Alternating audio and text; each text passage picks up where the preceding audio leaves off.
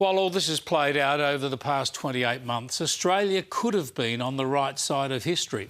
We could have stood by Israel, as the US has done. We could have stood by our ally, the US, too, by voting with them at the United Nations and supporting US attempts to eradicate terrorists and defeat Hamas. But instead, Albanese has been weak. He's abandoned Israel, he's demonised Israel, he's recognised the non-existent state of Palestine, thereby winning praise from Hamas. And with the evil empire of Iran about to tumble, a regime that's had a synagogue firebombed on our shores, well, with Iran on the brink of defeat, Albanese was again weak and waffly. We want to see, when it comes to military action, I think, as always, Australia always supports diplomatic action where possible, and we hope that the actions that have been taken lead to a swift resolution.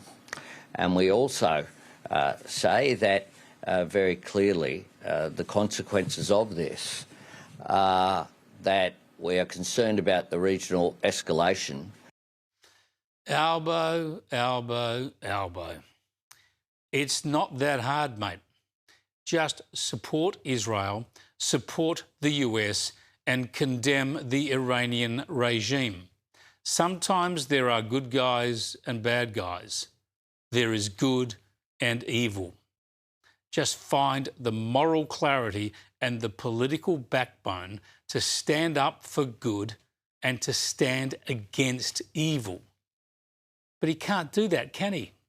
Either because he can't work it out, which would be a worry, or more likely, Albo is wobbly on this stuff because he's petrified about the political reaction from some elements of the Muslim community and from hard left activists.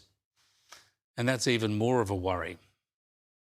Meanwhile, mosques in Australia are planning to hold prayer ceremonies to honour what they call the martyrdom of Ayatollah Ali Khamenei. This man has been the chief funder of global terrorism for decades.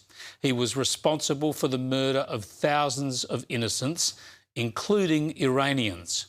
His personal army, the IRGC, is now a listed terror group in this country.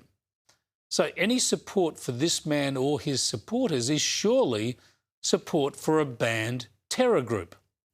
Let's see if Albanese has the spine and backbone to stand up against this.